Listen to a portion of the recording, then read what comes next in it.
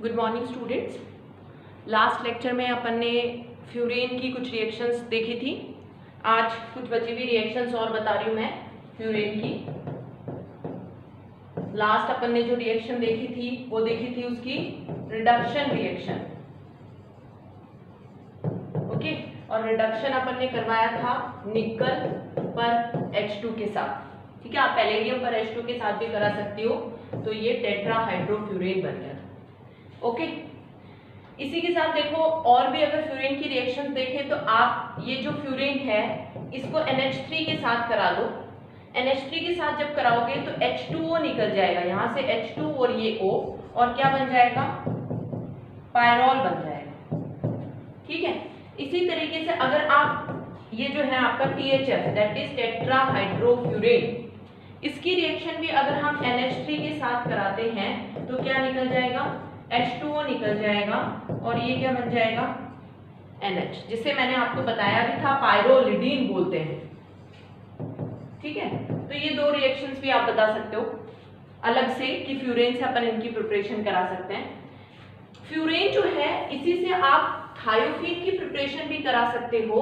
किसके साथ, P4S7 के साथ रिएक्शन करा के, जिससे क्या होता है कि ये जो फास्फोरस है वो तो इस ऑक्सीजन के साथ रिएक्शन करके फास्फोरस ऑक्साइड करके कोई कंपाउंड बना लेता है, और जो सल्फर है वो यहाँ इंसर्ट हो जाता है, तो ये थायोफीन बन जाता है। तो इस तरह से आप थायोफीन भी बना सकते हो।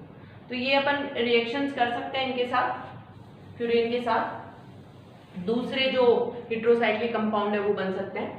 फिर इसकी एक रिएक्शन है जिसमें अपन फ्यूरेन की रिएक्शन कराएंगे HCl के साथ। ओके, तो कंसंट्रेटेड हाइड्रोक्लोरिक एसिड के साथ तो कल मैंने रिएक्शन आपको बताई थी, आप देखना ये यहाँ पे प्लस आता है और ये इस तरीके से ये इधर जाएगा, ये इधर शिफ्ट होगा और ये, ठीक है, और यहाँ H लग जाता है कंसंट्रेटेड HCl के साथ। लेकिन सिर्फ HCl मींस आप डाइल्यूट HCl के साथ जब रिएक्शन कराते हो तो इसमें क्या होता है, रिंग ओपनिंग होती है, और रिंग ओपनिंग होके यहाँ से ये रिंग ओपनिंग हो जाती है आप। ओके, और यहाँ पे O CH2 CH2 CH2 Cl।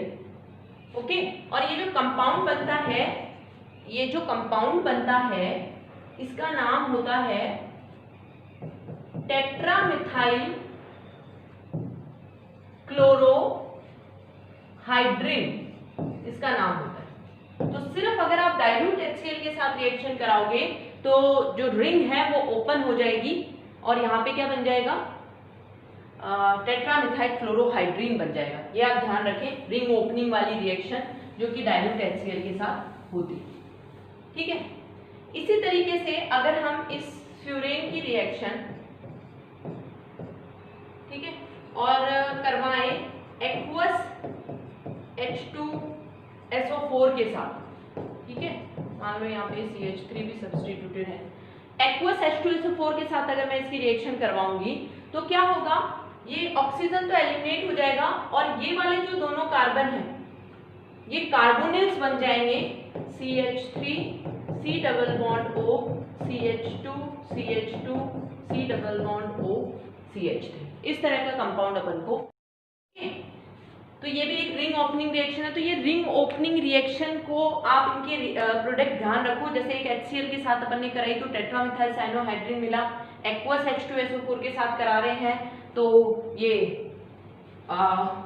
1 2 3 4 1,4 diketone का टाइप का कंपाउंड मिल रहा है। इसी तरीके से अगर आप इसकी रिएक्शन फ्यूरेन की, या ये मैं हटा देती हूँ, सब्स्टिट्यूशन नहीं रखते हैं, इसकी रिएक्शन अगर हम 4 मॉलिक्यूल्स ऑफ मिथनॉल और HCl के साथ कराएं तो भी क्या होगा, देखो किस तरह का कंपाउंड मिलेगा। ये जो 4 मॉलिक्यूल है मिथनॉल के, ये यहाँ पे 2 मॉलिक्यूल OCH3 की फॉर्म में इस कार्बन पे सब्स्टिट्यूट हो जाएंगे, 2 यहाँ सब्स्टिट्यूट हो जाएंगे, ये ऑक्सीजन जो है वो वाटर की फॉर्म में एलिमिनेट हो जाएगा। तो देखो क्या बनेगा, यहाँ पे ये कार्बन पे लग गए OCH3 OCH3, H ऑलरेडी था कार्बन पे, यहाँ पे CH2 CH2 CH OCH3 OCH3। तो ये भी रिंग ओपनिंग हो गई है किसके साथ, मिथनॉल और HCl के साथ। तो ये रिंग ओपनिंग के एग्जाम्पल आप ध्यान रखें, पूछे जा सकते हैं रिएक्शन में कि मिथनॉल और फ्यूरेन दे दे और मिथनॉल और HCl दे दे, तो आपको पता होनी चाहिए क्या रिएक्शन होगी। ठीक है, तो ये अपना फ्यूरेन कंप्लीट हो गया है। ऑलमोस्ट सारी रिएक्शन मैंने गोम्बर्ग, रिडक्शन, ऑक्सीडेशन सब बता दिया आपको। आज अपन स्टार्ट करते हैं थायोफीन। ठीक है, थायोफीन में आप देखो ये होता है थायोफीन, और एक लेक्चर में मैंने आपको बताया था कि थायोफीन जो होता है उसकी एरोमेटिसिटी सबसे ज्यादा होती है। एरोमेटिसिटी जो होती है इसकी सबसे ज्यादा होती है किनके कंपैरिजन में? अगर हम कंपेयर करें पायरोल और फ्यूरेन के साथ, तो इसकी एरोमेटिसिटी सबसे ज्यादा होती है। क्यों? क्योंकि यहाँ पे रेजोनेटिंग स्ट्रक्चर्स में क्या होता है, 3p तो पार्टिसिपेट करता ही है, 3d भी खाली है, जिसके कारण बहुत ज्यादा रेजोनेटिंग स्ट्रक्चर बनते हैं और ये सबसे ज्यादा एरोमेटिक होता है। इसकी जो रेजोनेंस एनर्जी होती है वो होती है 117 किलो जूल पर मोल, जो कि देखो सबसे ज्यादा है, क्योंकि आपने देखा होगा पायरोल की होती है 87 और इसकी होती है 71 के करीब। ओके, तो इसकी रेजोनेंस एनर्जी सबसे ज्यादा होती है, इसलिए ये सबसे ज्यादा स्टेबल है। ओके, दूसरी चीज ये जो थायोफीन है ये मिलता है कोल तार में। कोल तार में मैंने आपको पायरोल भी कोल तार से मिलता है, थायोफीन भी कोल तार से मिलता है। कोल तार में क्या होता है, और इम्प्योरिटीज भी होती हैं, उनमें बेंजीन भी एक इम्प्योरिटी होती है, बेंजीन भी कोल तार में पाया जाता है। तो बेंजीन और थायोफीन जो होते हैं जब हम सेपरेट करते हैं तो वो ऑलमोस्ट एक साथ सेपरेट होते हैं। क्यों? क्योंकि बेंजीन का जो बॉइलिंग पॉइंट होता है वो होता है 353.7 के करीब केल्विन और इसका होता है 357.3 के करीब, तो ऑलमोस्ट इक्वल इनका बॉइलिंग पॉइंट होता है। इसके कारण क्या होता है कि जब कोल तार से इनको सेपरेट करते हैं तो ये ऑलमोस्ट दोनों एक साथ सेपरेट आउट होते हैं।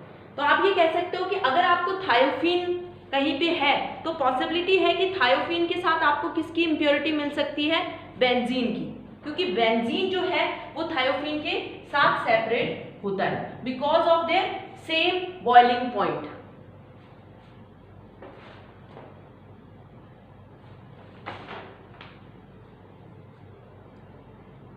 तो अब अपन को क्या करना है, मान लो अपन को थायोफीन अपने पास है और अपन ये पता लगाना चाहते हैं कि क्या ये जो थायोफीन है इसमें बेंजीन है क्या, या ये प्योर थायोफीन है।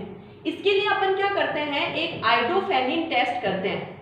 आइडोफेनिन टेस्ट करते हैं अपन।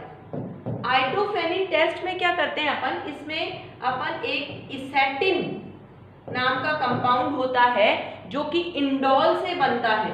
इंडोल अगर अभी आगे आएगा, इंडोल पीरिडीन के बाद इंडोल पढ़ेंगे अपन। इंडोल से बनता है ये कंपाउंड, ये है इसेटिन। इसेटिन प्लस कंसंट्रेटेड H2SO4 की इसके साथ रिएक्शन कराते हैं तो हमें एक ब्लू कलर का कंपाउंड मिलता है। ठीक है, हमें क्या मिलता है, एक ब्लू कलर का कंपाउंड मिलता है और ये ब्लू कलर कंपाउंड शो करता है presence of benzene in thiophene.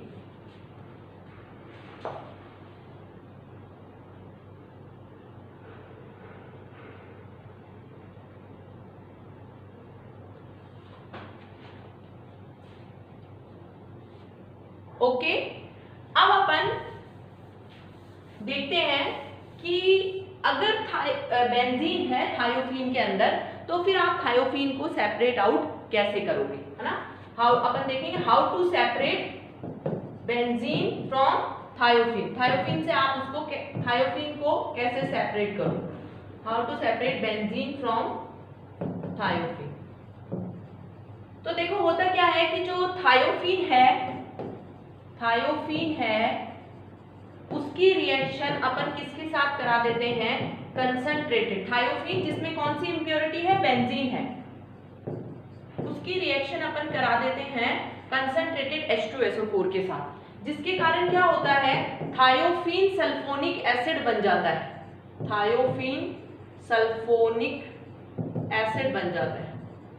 ठीक है, और इस थायोफीन सल्फोनिक एसिड को फिर आप क्या कर लो, सेपरेट आउट कर लो। ये वाटर में सॉल्युबल होता है और इसको सेपरेट आउट कर लो, और ये वाटर में सॉल्युबल होता है, तो वाटर में आप इसको सॉल्युबल हो जाएगा। ये थायोफीन सल्फोनिक एसिड मान लो आपका बन गया, इसके साथ आप उस सॉल्यूशन में पानी मिला दो, पानी मिला दोगे तो ये जो थायोफीन सल्फोनिक एसिड है वो वाटर में सॉल्युबल हो जाएगा। फिल्टर कर लो, बेंजीन तो फिल्टर पेपर पे रह जाएगा, थायोफीन सल्फोनिक एसिड वाटर के अंदर आ जाएगा, और फिर आप क्या कराओ, ठीक है, वाटर में सॉल्युबल हो जाएगा, फिर आप कराओ स्टीम डिस्टिलेशन। क्या रह जाएगा अपने पास, थायोफीन रह जाएगा। ओके, तो इसमें अपन लेते हैं concentrated H2SO4, concentrated and cold H2SO4 बर्फ के साथ। कंसंट्रेटेड लेते हैं प्लस एनवायरनमेंट को कोल्ड रखते हैं, आइस में काम करते हैं। तो ये इस तरीके से आप इसको कर सकते हो। आप पहले इसकी रिएक्शन कराओ, ये थायोफीन सल्फोनिक एसिड बनेगा जो कि वाटर में सॉल्युबल है, जिसे आप स्टीम डिस्टिलेशन करोगे तो वाटर और ये सल्फोनिक एसिड जो है वो वेपराइज हो जाएंगे और सिर्फ क्या बच जाएगा अपने पास, थायोफीन। तो एक तो अपने पास ये मेथड है थायोफीन को सेपरेट आउट करने का। एक और मेथड क्या है, ये तो हो गया किसके साथ, कंसंट्रेटेड सल्फ्यूरिक एसिड के साथ। पहला मेथड किसके साथ हो गया, कंसंट्रेटेड H2SO4। दूसरा मेथड जो है वो है मर्क्यूरिक एसिटेट के साथ। इसमें भी देखो सबसे पहले क्या होता है, अपन लेते हैं ये थायोफीन जो कि इम्प्योरिटी के साथ है, इसकी रिएक्शन अपन कराते हैं मर्क्यूरिक एसिटेट के साथ। तो क्या होगा, यहाँ जो H है वो निकल जाएगा CH3 एसिड की फॉर्म में, और ये सब्स्टिट्यूट क्या हो जाएगा HgOCOCH3। ठीक है क्या ये था, यही था, तो ये एक तो लग जाएगा और एक ऐसा दो है ना, ये एक एसिड की फॉर्म में निकल जाएगा, तो ये मर्क्यूरेशन हो जाएगा किसका, थायोफीन का। और फिर इसको ना HCl से डिस्टिलेशन, देखो डिस्टिलेशन का मतलब हर जगह होता है कि आप किसी चीज को वेपराइज कर रहे हो, ठीक है, और फिर वो जो वेपर्स बन रही हैं उनको आप कंडेंस करके दूसरे कंटेनर में ले रहे हो, ठीक है। डिस्टिलेशन, स्टीम डिस्टिलेशन का मतलब है कि आपने पानी में मिक्स किया, फिर पहले अगर जिसका भी बॉइलिंग पॉइंट है उसकी वेपर्स पहले बन जाएंगी, उसको कंडेंस कर लो और टेस्ट करते रहो जहां कंटेनर में वो गिरता रहेगा, ठीक है। जैसे ही आपको लगे कि टेस्ट नहीं, जैसे मान लो वाटर आ रहा है तो कोई टेस्ट नहीं देगा थायोफीन का, जो भी आप कोई भी थायोफीन का टेस्ट आप कर सकते हो, सल्फर का, ठीक है।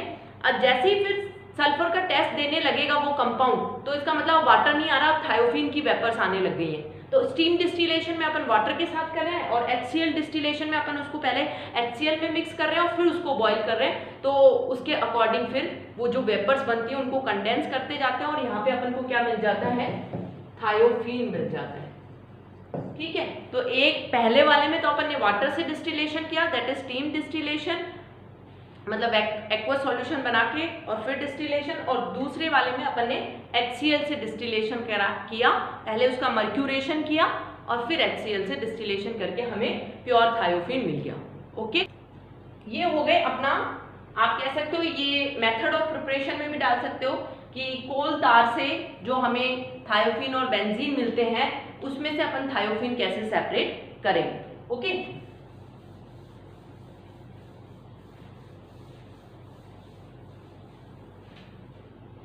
ठीक है। अब अपन देखते हैं कुछ method of preparation, method of preparation किसके, थायोफीन के, ठीक है। सबसे पहला मेथड ऑफ प्रिपरेशन जो है वो है एसिटाइलिन से, एसिटाइलिन से। ये देखो ये एसिटाइलिन है, ये एसिटाइलिन के अपन ने 3 मॉलिक्यूल ले लिए, ठीक है। मैं करा रही हूँ H2S के साथ, तो ये H2S के साथ रिएक्शन हो जाएगी, ये लोन पेयर है सल्फर के, ठीक है। तो देखो ये लोन पेयर यहाँ अटैक करेगा तो ये बॉन्ड इधर शिफ्ट होगी और ये बॉन्ड इधर शिफ्ट होगी, तो इस तरह से क्या होगा, हीटिंग और Al2O3 की प्रेजेंस में ये रिएक्शन होगी, ठीक है। तो Al2O3 क्या करेगा, यहाँ से ये H2O निकाल लेगा, वाटर एलिमिनेट कर देगा, ठीक है, और ये S रह जाएगा यहाँ पे, और इस तरह से थायोफीन की प्रिपरेशन एसिटाइलिन से हो जाएगी। Al2O3, H2SO4, P2O5 ये किसी भी रिएक्शन में ज्यादातर वाटर को एलिमिनेट करने के काम आते हैं। कौन?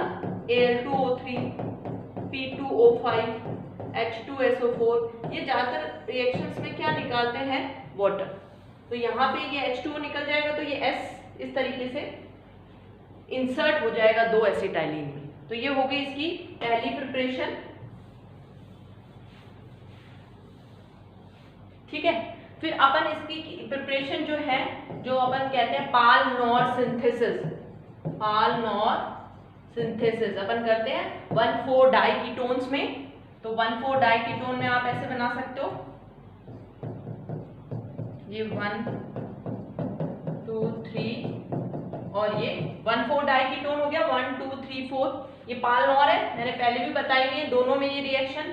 सबसे पहले अपन इसका क्या कर लेंगे? टॉटोमराइजेशन कर लेंगे। ठीक है, तो टॉटोमराइजेशन होगा तो यहाँ से एक H जो है, यहाँ से एक H जो है वो यहाँ जाएगा और टॉटोमराइज हो जाएगा। बता चुकी हूँ ये मैं पहले, ये H और इधर की तरफ भी ये OH और H, ये टॉटोमराइज हो गया। H इधर गया और ये इस पे चला गया ये H, तो टॉटोमराइजेशन हो गया। इसकी रिएक्शन अपन किसके साथ कराएंगे? P2S5 के साथ कराएंगे। ठीक है, तो क्या होगा देखो, ये जो फास्फोरस है ये यहाँ से वाटर एलिमिनेट कर लेगा और जो सल्फर है वो इन बॉन्ड्स के बीच में क्या हो जाएगा? इंसर्ट हो जाएगा। वाटर कौन एलिमिनेट कर लेगा? P2 फास्फोरस से रिलेटेड कोई भी ऑक्साइड, P2O5 या फास्फोरस के जितने भी ऑक्साइड उनमें से एक या ऑक्साइड की फॉर्म में एलिमिनेट हो जाएगा यहाँ पे, और यहाँ कौन इंसर्ट हो जाएगा? सल्फर इंसर्ट हो जाएगा। ओके, तो ये अपनी कुछ प्रिपरेशन है। अभी और प्रिपरेशन बचे वो अगले लेक्चर में देखेंगे अपन। Thank you.